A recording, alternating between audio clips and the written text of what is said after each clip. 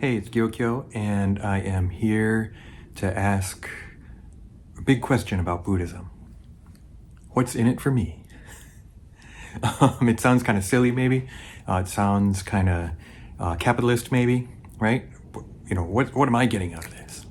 But I think it's a good question, too, in a way, because that's important, right? And each school of Buddhism, I think, might give different answers to that question.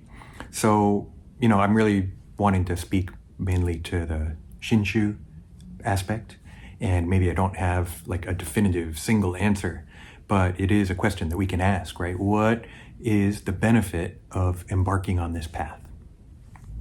So part of it is, for me, thinking back again 25, 30 years ago when I first got interested in Buddhism, and I think I didn't know what was in it for me. I just knew it was interesting. Something about it grabbed me, whatever it was that I heard about Buddhism. And I knew I wanted to learn more, and it seemed to offer something. And over the years, I think one of the main things that I've gotten out of it is kind of a context to see myself in, right? To see myself in a different way. And so part of that is insight into myself. Insight into who I am, insight into why I do the things I do, why I respond the way I do, what I want out of life, right? So those kinds of insights into the self. But I've also learned that means understanding myself in a larger context. And not only looking at things from my perspective looking out, but trying to see the various connections, the various, the context that I live in. It's not all about me. And so in a recent newsletter article, I wrote one, and actually I tweeted this a couple days ago too. I only exist because of others. This is not something I knew when I was a teenager. I don't think it was something I knew when I was in college. I think during those earlier times in my life, it was more worrying about myself, feeling like I didn't have a lot of self-esteem or confidence, trying to make my way, feeling like there wasn't a whole heck of a lot that I could do. But then discovering Buddhism and getting into it and realizing, oh wow, if I'm into something, then I do put in effort and I do try. That doesn't mean I succeed all the time, but I was so fortunate to discover Buddhism as something really interesting and not necessarily just as an object of study. It makes yourself in your own life the object of study in a way, right? And the object of, something to think about. So I only exist because of others. That's partly how I understand interdependence or interconnectedness, one of the basic Buddhist doctrines, right? And sometimes we hear about that, all things are connected to all other things, and it can be on a kind of cosmic scale, right? And, what I do now maybe has an effect on something that happens on one of the moons of Jupiter. Okay, maybe is it Io or Io, one of the Jupiter moons, right? Is that connected to me? In one sense, yes. According to the doctrine of interdependence, that all things are interdependent, and all like the metaphor of Indra's net, how there's a net with, and each place where the strings crossed is a jewel, and each jewel reflects every other jewel. Right? This is a kind of an insight from Chinese Huayan or Avatamsaka kind of thought. So yeah, in that sense, maybe, thinking about the universe and something happening, even though in scientific terms, we'll talk about, it takes so long for light from another star to reach us, tens of thousands of years, I don't know, millions of years. So in that sense, no, we're not connected. Or if we are connected, when the light finally reaches me, it's been around for a long time, and the light, whatever the image that I see, is actually really old and not the present. But I think in Buddhism, that cosmic notion of interconnectedness, that's kind of Mahayana, it's all connected. But that's too much. That's theoretical, out there. What I finally kind of, after being a minister for 10 years at least, it finally kind of dawned on me. Oh, I only exist because of others. who I am depends on others. So the normal answer, who am I? I'm Harry. I'm Gyokyo. Right? Or I'm Harry. How about that?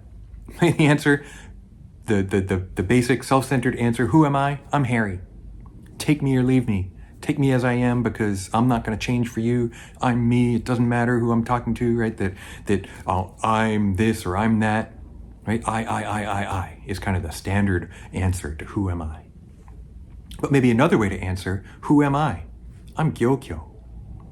I'm Buddhist because of relationships that I had that resulted in me going to a temple over 25, 30 years ago now and hearing the Dharma. So I'm Gyokyo because of one of my friends at the time, because of his parents, because of his grandparents. Actually, the only reason I went to the temple was because it was his grandfather's memorial service, like third year or something like that. And because of his grandfather, who I never met, who wasn't even alive, I'm Gyokyo. I'm a husband because of my wife. If I wasn't married, I wouldn't be a husband, but that's part of what I am. I'm a son because of my parents. And, that's a very basic way to understand. I only exist because of others. Without my parents, I would not exist. But even beyond that, even now, my parents are dead. They died 20 years ago. But I'm still a son. There's still a mother and father, in my case, because of me.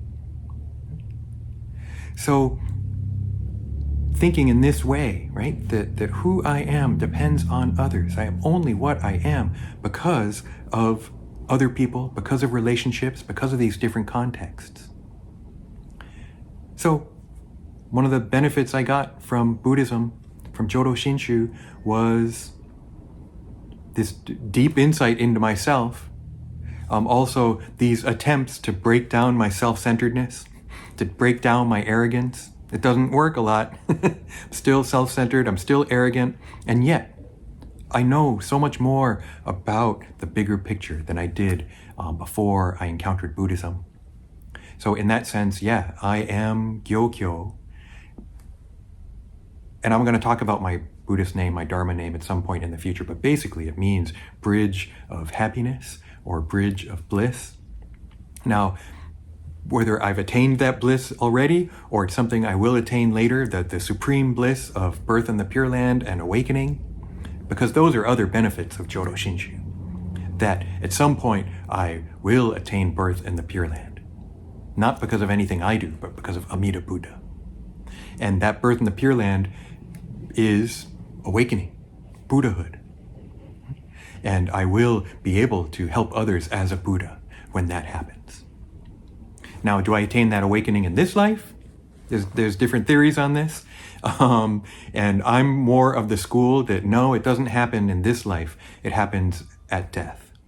And yet, I like to think we get some insight into the Dharma, not just an intellectual comprehension, but some deeper insight. Not full awakening, but awakening to deeper truths that we don't normally have. So that's just a little riff on what's in it for me. I feel like I have changed so much and I'm so different than I would have been if I'd never encountered Buddhism. And in some ways that's obvious, and I can't, it's a kind of hypothetical game that I could play, and I don't know how worthwhile playing that game is, but if it helps me realize how much I receive, if it helps me realize the impact that I have on others, if it helps me awaken gratitude and appreciation, then that sounds pretty good to me. So thank you, and hit the like button if you like it. Hit subscribe if you have not done so already, and we'll see you soon.